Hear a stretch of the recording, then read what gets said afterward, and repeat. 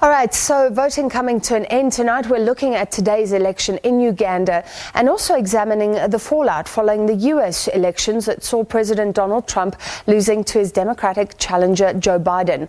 Now, in Uganda, 38-year-old reggae star Bobi Wine is challenging Yoweri Museveni, who's one of the longest-serving leaders on the continent. The internet was cut off reportedly at around 7 o'clock last night, and it stayed down as voters cast their ballots in the hotly contested polls. The run-up has been marred by violence. Dozens of people have been killed. Now, US election observers have been critical, saying many observers have not been allowed to register, and that has been met with opposition in Uganda, with officials in Uganda saying they prefer AU and other electoral missions. Events in the US recently, meanwhile, suggest it cannot be called a bastion of democracy. Can we even make links here between Museveni and US President Donald Trump?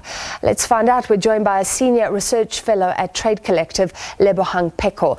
Lebohang, great to chat to you as always. Firstly, the cutting off of the internet. Some people are saying that's a human rights abuse. What do you think? Yeah, I mean, I think human rights has come to mean nothing and everything, and it always depends on who is pronouncing on what rights actually mean. But I think certainly as an incursion of our basic civil rights, the right to communicate and the right to campaign effectively, particularly for somebody like Bobi Wine, who has less access to state resources, as many African opposition leaders would have, then the internet has become a massive platform for him. And I think that we've even been able to access the Ugandan elections and the Ugandan run-up to the elections in a way that we wouldn't have been able to without Twitter, without Facebook prior to this. And I think that it has also given him the opportunity, and other opposition leaders, the opportunity to campaign, to reach out and to promulgate their messaging far more quickly, far more effectively across huge land masses in ways that their financial resource and, of course, their political capital would not normally enable them to do so. This smacks of desperation, and it suggests something about leadership at the top as well. And I thought you could take us back in time and tell us about Ugandan President Museveni, accused of huge repression, but he came in and he's still portrayed as a liberator. Was it always clear that this would be what he's about? Well, I mean, this is an interesting thing, Francis, because he comes in with a lot of a similar liberation rhetoric that is utilized by many of our heads of state. The late President Mugabe, President Zuma, many others across the continent who have been seen to be repressive or who perhaps have seemed to have overstayed their welcome, and who often utilize this rabble-rousing liberatory rhetoric. And he actually came in as part of the coalition that ousted the late Idi Amin, of course, one of the greatest repressive leaders that we've seen on this continent around 1979 through a military incursion which was sponsored by the late President Julius Nyerere, Mwalimu Nyerere, in 1979. And then he joins the cabinet of Milton Obote in 1981. He served as a minister, but how's this for irony? He then left that cabinet position because he felt that those elections had been rigged. And then he became a rebel, he fashioned himself as almost a Che Guevara figure, taking refuge in places like Tanzania and Kenya. Several, older colleagues of mine in that region who have hosted him and remember him as this quite idealistic, left-leaning, of course, rebel rouser who seemed to have the heart of the people at play. And of course, over the years, he has done a few things. I mean, he became the darling of the West, and he did this in a few ways. He grew the economy. He also enabled the World Bank to enter into the economy in ways I think that hadn't been done. He took over huge loans, infrastructural loans. Another thing that he did was to bring down quite significantly the HIV/AIDS at the time, the pandemic at the HIV/AIDS in the late 80s into the 90s, which was really a massive issue, as it still is across across the world, but in Uganda at that time. Sadly, those numbers have gone back up. Another thing that he has been very instrumental with, which is sometimes very problematic, is that his fingerprints are practically in every single single regional skirmish. So you see his fingerprints in the DRC, Eastern DRC. You see his fingerprints in Rwanda. Worth mentioning, by the way, that Paul Kagame, another strong man of the region, was part of President Museveni's military militia, by the way, when he was a Rwandan exilee. So this is where he comes from. Then he spent many years and many resources battling against a really quite a sadistic rebel faction, the Lord's Resistance Army, led by Kony, and I think that also has become one of the most parts of his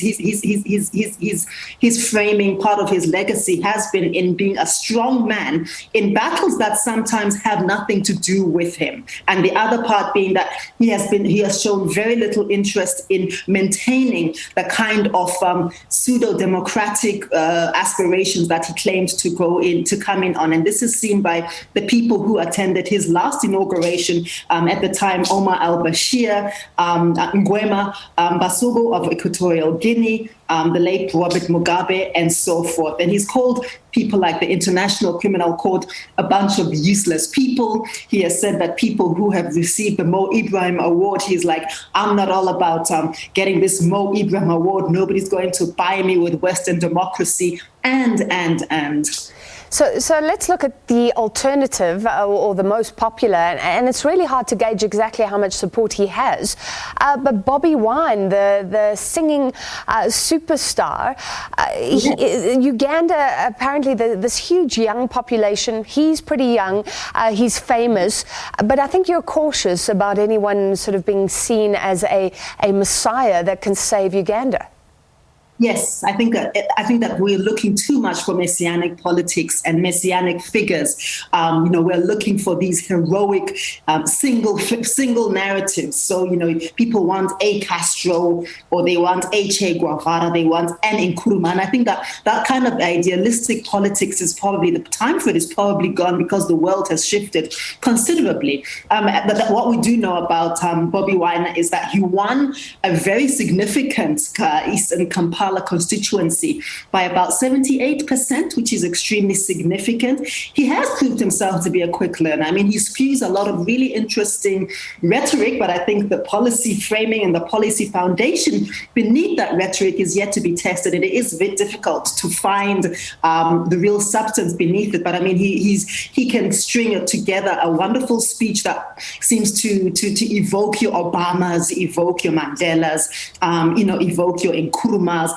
and so on and so forth. He was also one of the leading voices against President Museveni's successful, unfortunately, efforts to remove age term limits. So a few years ago, one of the things that the concessions of the last elections was that would be his last time running. And of course, he conveniently changed and tinkered the constitution to increase that limit from 75 years old. So what he has done, Bobi Wine has put together a coalition called People Power, Our Power, which has used social media platforms very effectively, and he's also decided that he is going to be much more about being among the people. So I think one of his calling cards is very much being a man of the people. He's been very keen on appealing to youth, and I think that because he's a very incredibly popular reggae singer, I mean, if that was the litmus test alone of an election result, he'd probably have a landslide. But of course, it's a lot more complicated than that. But certainly going back to basics, talking about democratic principles, talking about the right to education, the right to food, talking about bringing governance back to the people. But he's a bit thin, I think, so far on how this is going to happen. Yeah, and like you say, talking about Museveni and Mugabe, you never know in the beginning how it's all going to end.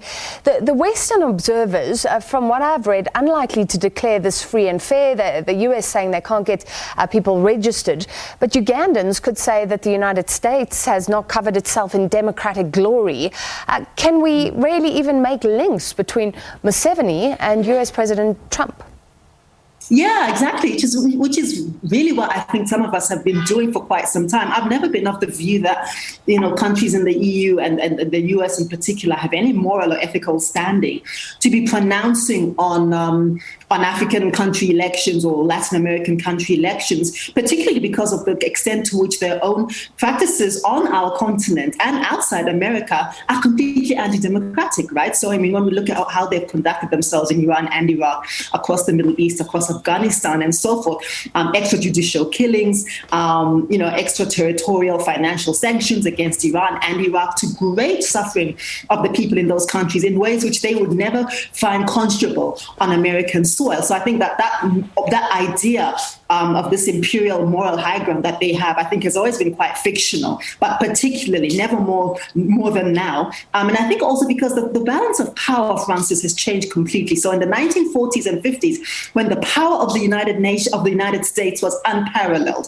it was, coming out of the Second War, and it was, their military power had been proven and tested. And of course, they were seen to have almost rescued, quite falsely, I have to say, rescued the world from, at the end of the World War when they came in 1942 after the bombing on Pearl Harbor. And I think that what that did was, of course, give voice to this notion of American exceptionalism. And of course, now that the world has shifted considerably, there are multipolar ways, there are multipoles of power and authority. And I think, of course, people, black and brown people of this world have long been recovering from this colonial hangover that suggests that whiteness, particularly the kind of white supremacism that the nation of America, in the person of Donald Trump in particular, the toxicity that he represents, is something to aspire towards.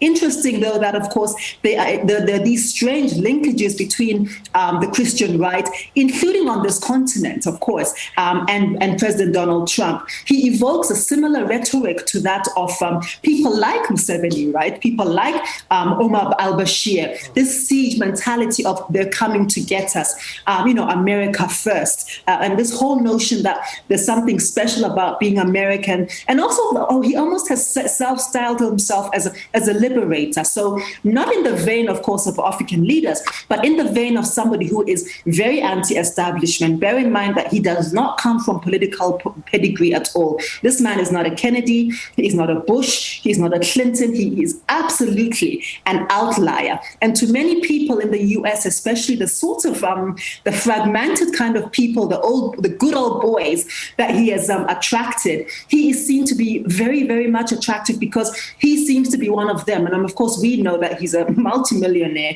He's a white privileged man of intergenerational wealth, but he somehow has convinced them, or they've convinced themselves, that he's one of them and that he speaks for the underclass. He's the one who's going to bring back their jobs from the Chinese. So this kind of nationalistic, xenophobic, jingoistic rhetoric that appeals to a particular and large segment of the American population, which, popular to what some of my colleagues say, I don't believe to be a fringe at all. I think it's a part of the DNA, a growing DNA of state-led white authoritarianism and white supremacism that is manifesting through the Trump administration.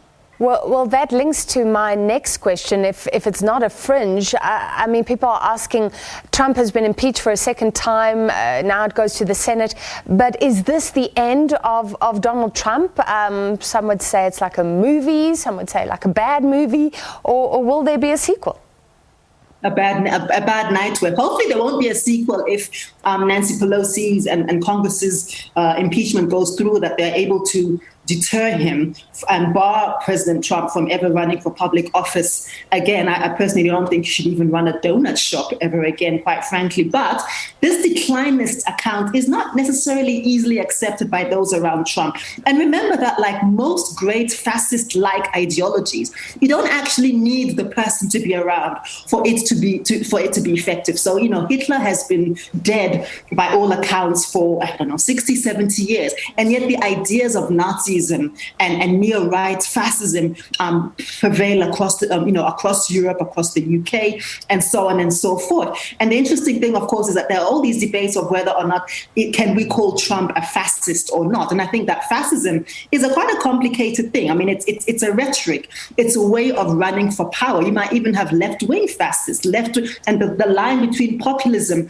and fascism might be quite thin. But I certainly do think that the ways in which it aligns with white supremacism, white racism, and the toxicity that white lives are much more important, and white interests, American interests, are much more important than any other interest on this globe is extremely dangerous. Bearing in mind, of course, that to say fascist is quite a low bar for President Trump. But the interesting thing about him is also that it's hard to know whether he himself understands or has an ideology of his own. He seems to very much to be making it up as he's going along. And some of his aides who remember the first time he mentioned America first were saying that they're not even sure whether he remembered saying it, whether it's just something that he conjured up from the air. But again, this huge populist, not so small fringe, but this huge underbelly of society hung onto this whole notion of America first, which he has then reiterated in his relations with countries like China, and then his odd relationship with North Korea, his odd relation with countries which were formerly pariah states like Hungary, Russia, of course.